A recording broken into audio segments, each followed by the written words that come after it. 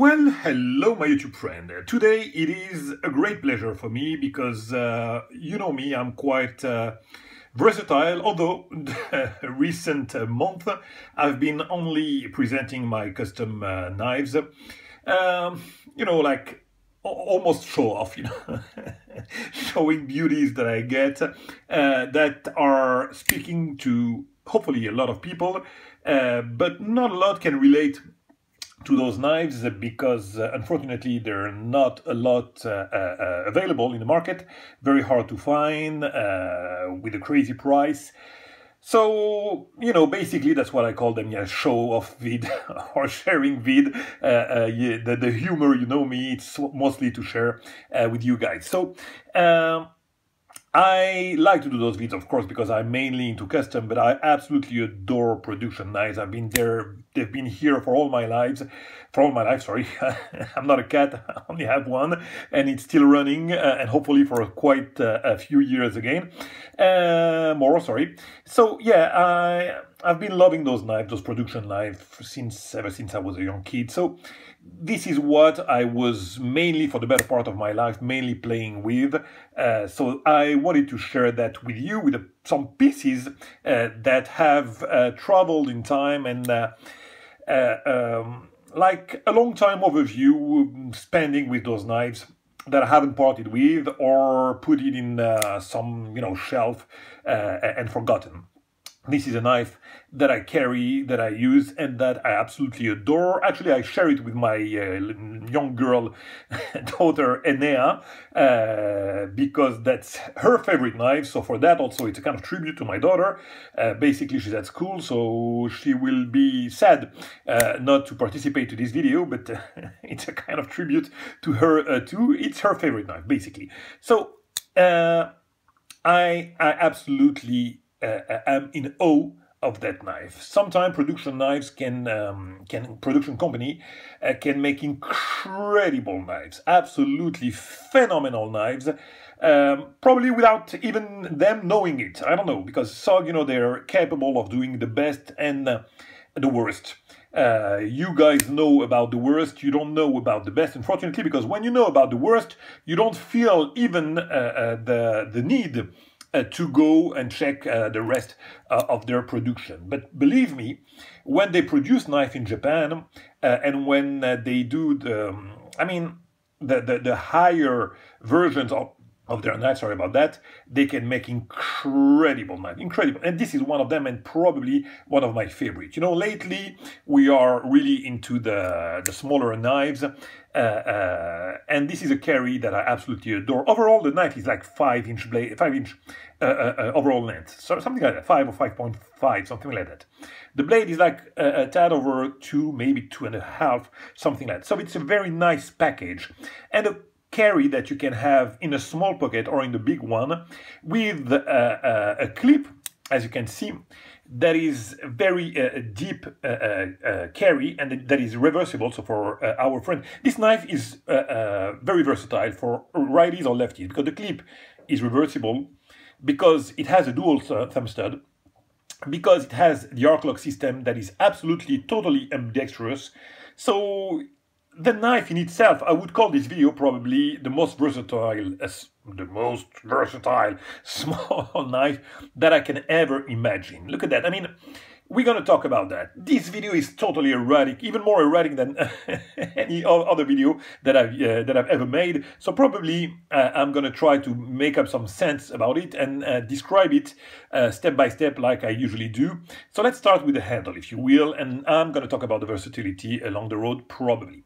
So what do we have here? As I told you, a small package, very nice carry.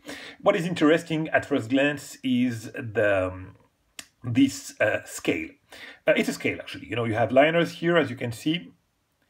Liners here. It's a bulky knife, very strong knife. I mean, you have a scale, you have liners, and you have a backspacer here. So the scales are one of the most interesting parts here. As you can see, it has some very nice reflection. You could imagine that is a kind of, I don't know, Zeitel or whatever. Not at all. That's aluminum. And look at the finish of it. It's just incredible with those shades of blue and black, and they're all different, of course, because it depends on the finish of the anodization, but I absolutely adore that. I mean, sometimes it can look black like that, and with some lightning, look at that, it pops, the blues pops. I would say that for once, probably the video will do justice to that. Look at that, boom, black, boom. That's magic. And that's mesmerizing almost, you know. So that is one of the first things that is popping, as I said, and is very, very interesting, very nice, and it provides some grip that you cannot even imagine, because those aluminum can be, you know, slippery, but the texture that you have here, that you see and that you feel, provides an incredible texture and grip on it. So as I told you, the knife is small, so you barely, not barely, I mean, you have like a 3 fingers grip on it, so the 5th is out of the game, but the choice that you have here and here are perfect for the grip, you know. You have some nice jimping also with the ramp, and the guard with the flipper, I would call it a flipper.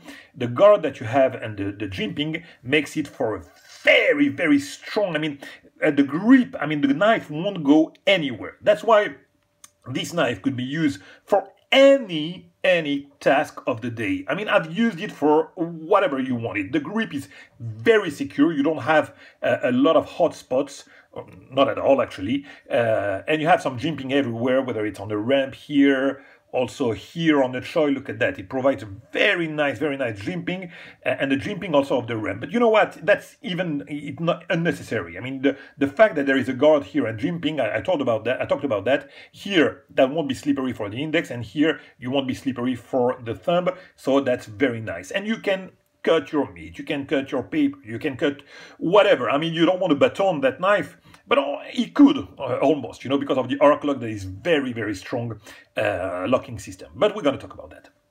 So, very nice grip, even though it's only 3 fingers, so for those of you who don't like that. But you know what, I mean, if you're not going to camp or whatever, for an suburban utility, that knife is way more than enough. I mean, when I have it, I can do mostly everything with that. So that is for the utility and the scale. The design of the scale is incredible. And as I said, the clip for the carry is excellent, with a very deep carry and reversible. You just have to loosen the screw and to reverse it, and that's got to be a clip for everyone. The only thing that I don't care really much for is the SOG here, you know. That protruding part here makes no sense whatsoever. It doesn't serve it serves a purpose, because the blade is kind of protruding, so it protects the blade a little bit. But I mean, I'd rather have a longer scale with this beautiful material, the aluminum, than having those liners, because those are the extension of the liners, as you can see. Okay. So yeah, small package, very bulky, as I told you, a lot of layers here, aluminum, scale, yeah, the liners, and the back spacer, which is in G10, as you can tell. So very nice package. Now, the locking mechanism is the arc lock. To me, that's better than Benchmade system. And the arc lock is very nice because the fact that it's arc here makes it, you know, you can use it with one hand like that. You can disengage it with one hand. I'm not using the index. It's, I don't know, it's more ergonomic for me than Benchmade. I forgot about the locking mechanism, the name of the Benchmade one. That was the first, actually. The arc lock is an evolution of the Benchmade, but to me, it's really nice and sturdy. This is something that we need to understand. That is a very sturdy material, and it provides a detent that is very strong. I mean, sometimes the detent is kind of weak, but with this one, look at that. I mean, the blade won't disengage, and the locking is secure. I mean, I have this knife for ages, and it didn't budge at all. I need to go faster because the time is running really fast. So arc lock is one of the locking systems that I absolutely adore. Of course, having an arc lock with a flipper is challenging. Because when you flip it, it has to, you know, to push the arc, as you can see, you know. So when you flip it like that, even with the better intention, it has to move the arc lock.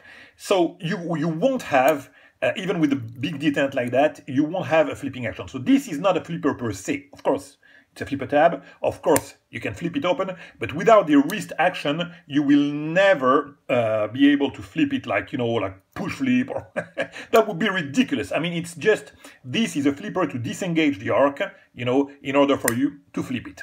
That's it. But it provides a flipping action, actually. And this is the versatility of the action, of the mechanism that we're going to talk about. So you have the flipper, which is, I failed it dramatically, a flipper as I told you, but you have also a thumb stud, you have the other thumb stud, so if you want to play with the index you can, or for the lefties they will be able to play with that. You can reverse it, you can also play with the arc lock, and that is the fun part of it. So you don't have to put the flipper to disengage the arc, just disengage it with the thumb, for example, and boom, open it like that, and close it also.